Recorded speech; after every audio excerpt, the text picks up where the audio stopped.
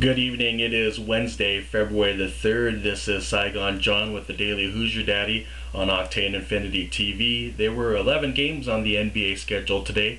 Let's see how we did on our matchups. First, it's Taco Del Mar versus I Eat Tacos Del Mar. Both Chris and Edwin exchanged smack talk this week. It was very entertaining. And Edwin led Chris 8-1 after Tuesday, with Chris leading only in field goal percentage. Edwin had 8 guys and ended up benching Tyreke Evans, while Chris also had 8 guys, but he had 3 players on his bench in Grant Hill, Earl Boykins, and Josh Howard. Those 3 combined for 3 turnovers, which coincidentally is the difference between the two teams after tonight. Chris took over rebounds as well, getting an edge on the boards over Edwin, 62-41. What a breakthrough. And I gotta say, I like the scoring contest between these two teams. Check this out. Edwin got a combined 94 points out of Joe Johnson, Kevin Durant, and Steven Jackson.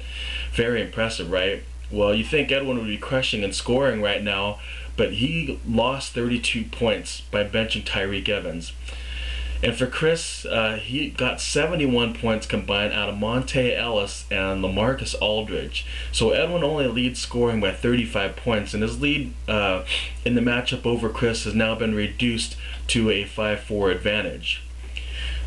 Jobbers versus workers. I'm trying to avenge a 9-0 loss that I had against Adam earlier this season. Adam led 6-2 going into tonight. Both of our teams had full lineups. Adam benched Tyrus Thomas and was without Carlos Boozer, and I sat Ronnie Brewer. The Brewer benching was made in favor of playing Andre Miller. He shot poorly today and may have single-handedly cost me the edge in field goal percentage. He shot 3 for 13 against the Jazz tonight. Much to my surprise, though, my squad is connecting at the foul line. 83% free throw shooting tonight versus just 62 for Adam. How long will that lead last?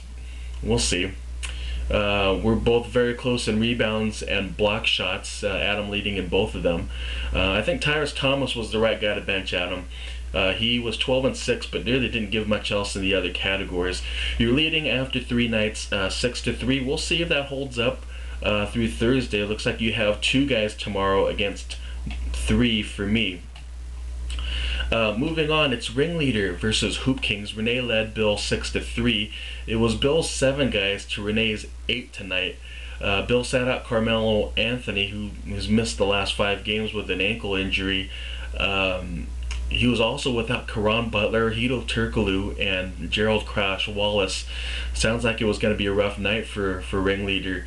Meanwhile, Renee still without Brandon Roy, and earlier today it was announced that Jason Thompson was going to miss 2 games due to a death in the family. So while both teams collected on their tallies, there is no change in this matchup. Bill still leads in points, rebounds, and steals, but he is close in 3-pointers.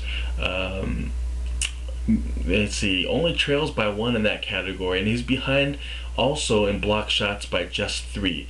Renee again still leads 6-3. Ball Don't Lie versus 7 Apples. Scott led Mike 5-4. There were 7 guys in action for Scott and 8 for Good Mike. It could have been more for the Apples, but Eric Gordon was benched by Mike, and his position couldn't seemingly fit into his lineup tonight. Paul Pierce was also a DNP for Mike. He has a foot problem. He's not expected back till this weekend, or maybe after the weekend. Hey Paul, why don't you sit out another week, man, and give your all-star spot to a more deserving player? Just a thought, man. Anyways, Pierce's teammate Rajon Rondo actually performed really well for Mike. He dished out 14 assists against the Heat. Mike now leads in that category.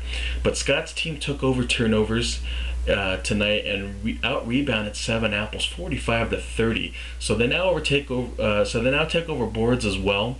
It gets better for Scott. He got 4 3-pointers from Danilo Gallinari. So BDL is now tied in threes. After Wednesday, Scott still leads in 5 categories, but he now only trails by 3. Finally, it's Cobra Kai Never Dies versus Team Chlamydia. Team Clam Media. I think that's what you were going for, right, Jonas? Chlamydia? Anyway, Evan and Mike lead Jonas 5-4. They led 5-4. After my report last night, it looks like Evil Mike ended up dropping Richard Jefferson and adding Drew Gooden. He had 7 players tonight due to a DNP from Tony Parker's injury, while Jonas had a full lineup. Cobra Kai was better in both of the shooting percentages, while Jonas used the strength of the numbers to catch up in points, rebounds, assists, and steals. He got double-doubles from Chris Kaman and Al Horford. But before I go any further, I gotta mention for Cobra Kai, their new trade acquisition was a hit tonight. Elton Brand was solid against the Bulls. He had 26 and 9 and added 3 block shots. Team Chlamydia is still trailing, however. Evan and Evil Mike lead Jonas 5-4. It's league leaders now for week 15, and it appears that 7 Apples is leading in 2 categories, shooting just under 54% from the field and out-rebounding everybody with 150. Oops, wrong category. Haha! 7 Apples' second lead was in steals with 30. Back to the rebounds, it's Jobbers, actually, Adam's team. In addition to rebounds with 30, he also leads in 2 other categories, block shots with 25 and 3-pointers made with 21. Edwin's leading everybody at the foul line. He was over 90% until the night. He's just under 89% now. Team Chlamydia is just scorching in the points category. He leads scoring with 368. Cobra Kai leads in assists at 86. And with the fewest turnovers, it's Hoop Kings at 28. Now moving on to the waiver wire, Evil Mike did end up dropping Drew Gooden after tonight, and it was Taj Gibson as well, adding Nicholas Batum and Richard Jefferson. Both of those guys will face each other at the Rose Garden on Thursday night for Cobra Kai. And the Jobbers made a little milestone today, 100 moves for the season, just the 3rd GM to do that this year. His move today was dropping Spencer Hawes and adding George Hill of the Spurs. This move will give him 2 guys in action, as I mentioned earlier, Thursday night, and I'll have 3 on the opposing team. So we'll see how our matchup fares after tomorrow night. I Eat Tacos Del Mar dropped Marvin Williams and added DeJuan Blair. It'll be a second half of a back for the Spurs. So we'll see how effective that move is for Edwin. Good Mike waived Lewis Williams and Al Harrington and acquired Nate Robinson and Ben Wallace. And last, Hoop Kings dropped Jason Thompson, who's going to miss another game for the Kings, as I mentioned earlier, and Renee added Anthony Parker of the Cleveland Cavaliers.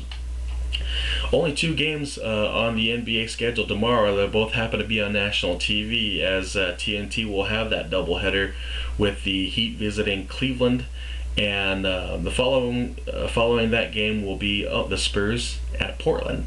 So that's it here from the bomb shelter here at Octane Infinity TV studios.